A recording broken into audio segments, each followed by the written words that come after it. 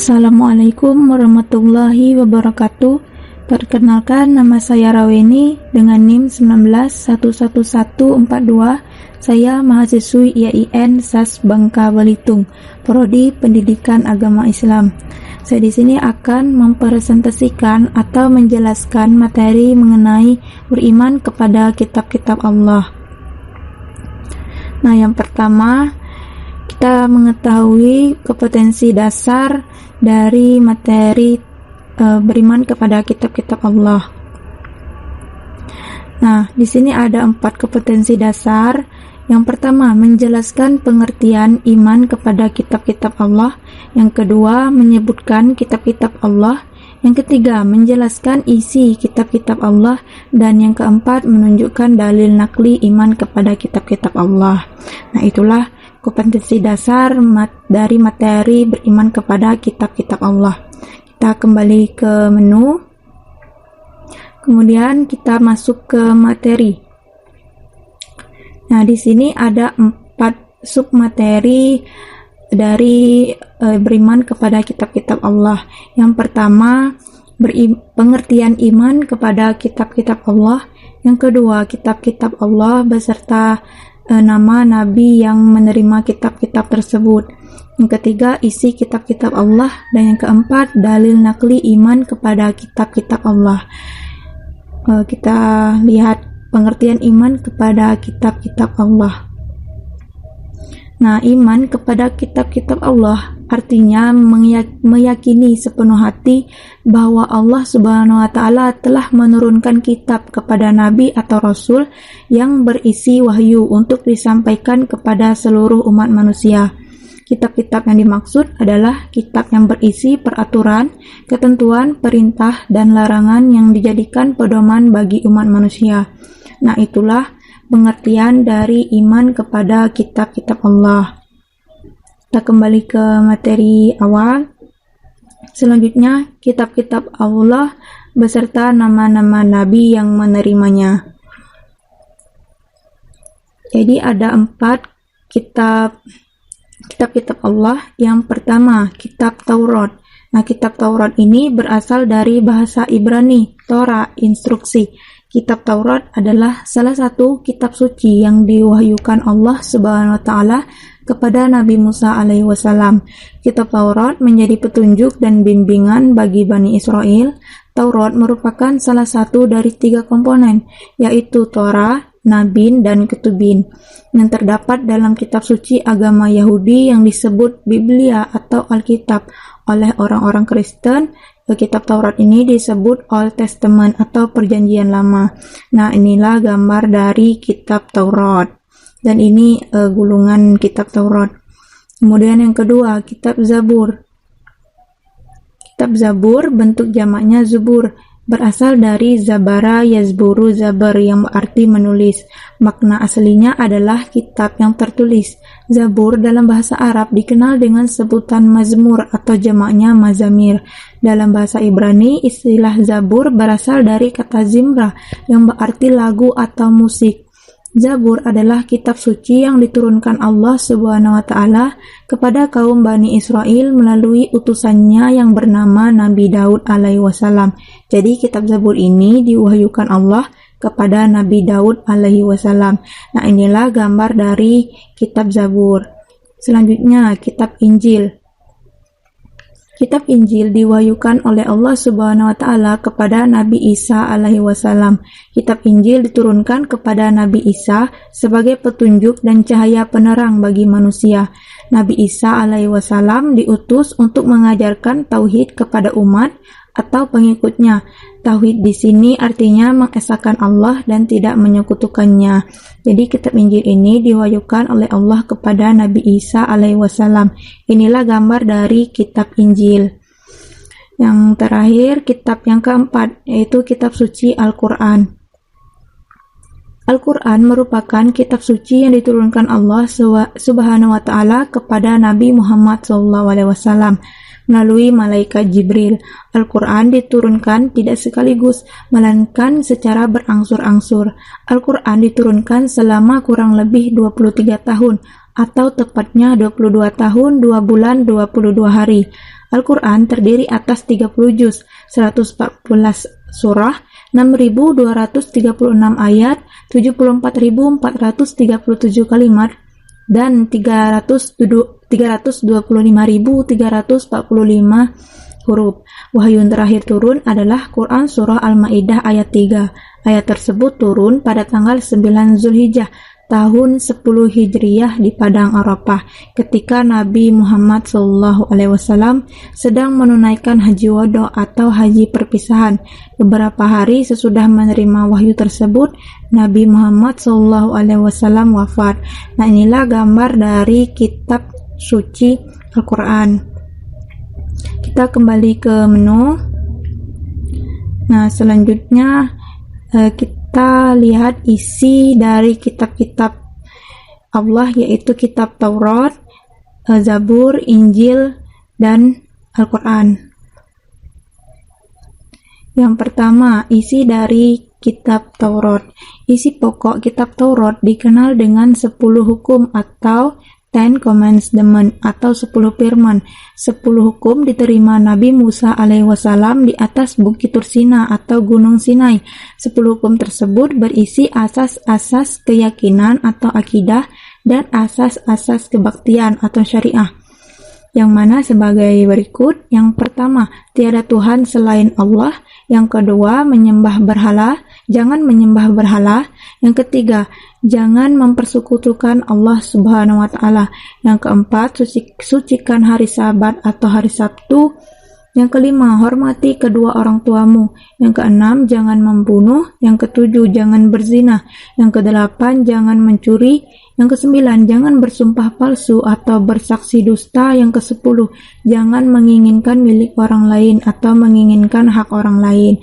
Nah, itulah isi dari kitab Taurat, ada 10. Yang kedua, isi kitab Zabur.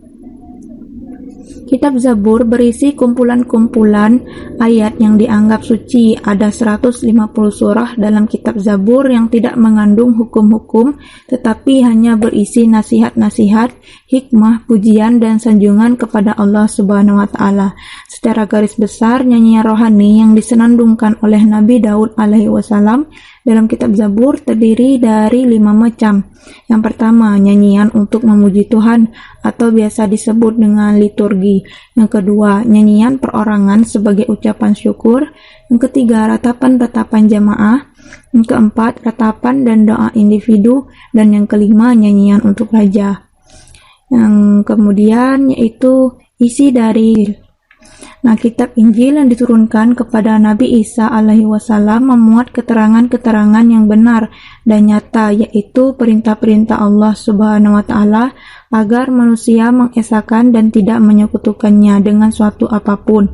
Dalam kitab Injil terdapat pula keterangan mengenai akan lahirnya Nabi yang terakhir dan penutup para Nabi dan Rasul, yaitu yang bernama Ahmad atau Muhammad SAW.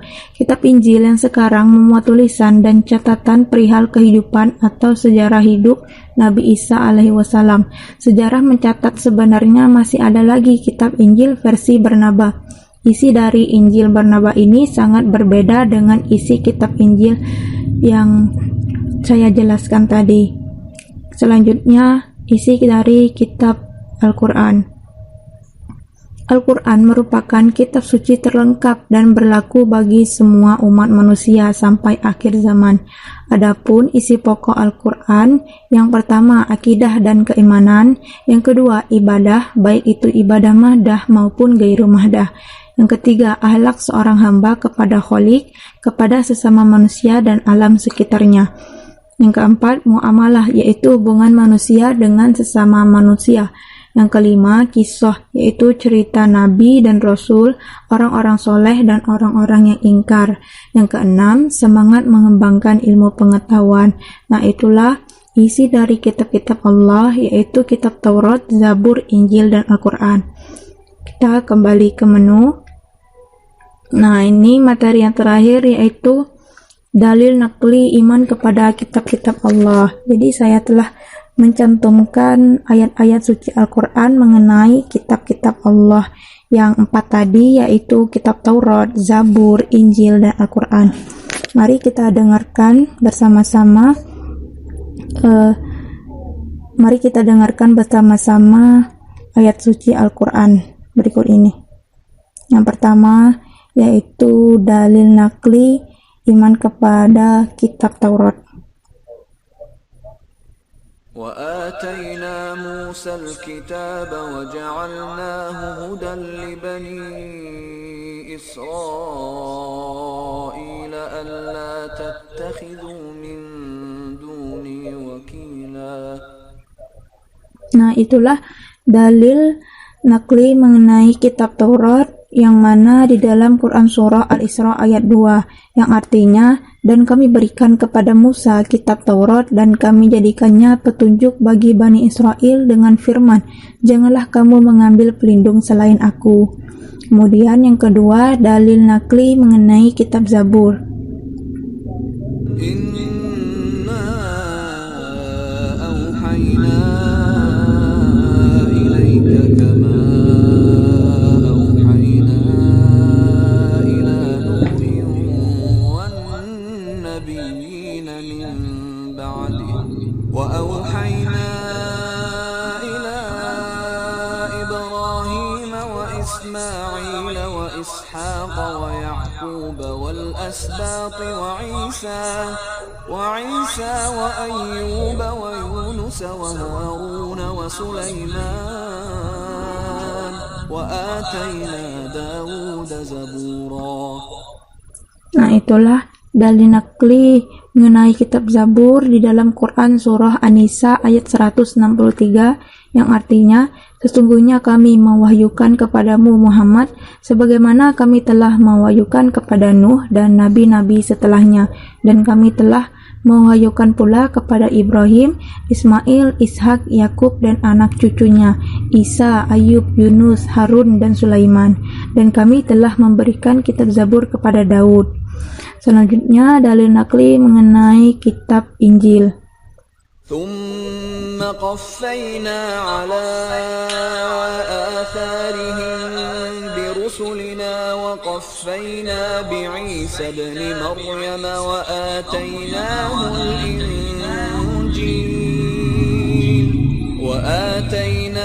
الإنجيل وجعلنا في قلوب الذين اتبعوه رأفة ورحمة ورهبانية ابتدعوها ما كتبناها عليهم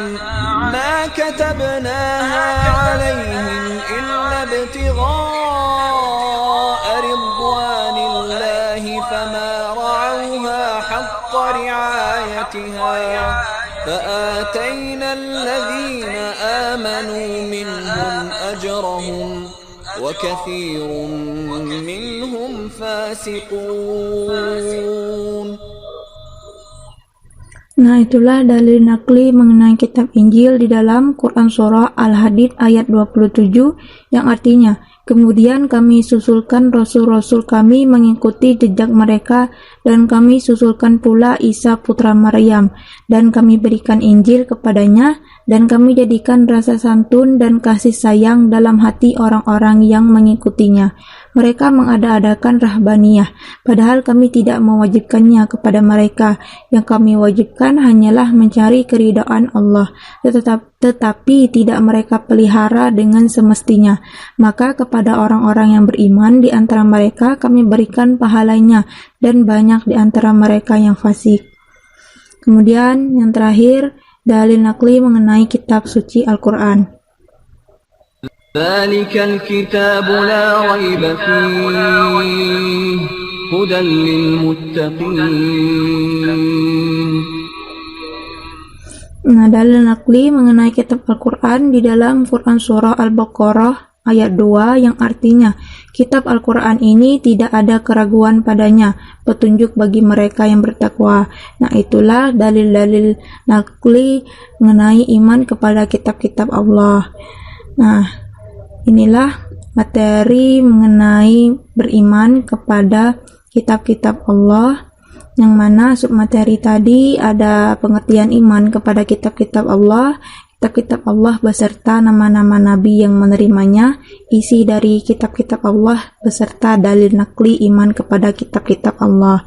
Nah, mungkin itu saja yang dapat saya sampaikan. Semoga bermanfaat. Saya akhiri, wabillahi taufik wal hidayah. Wassalamualaikum warahmatullahi wabarakatuh.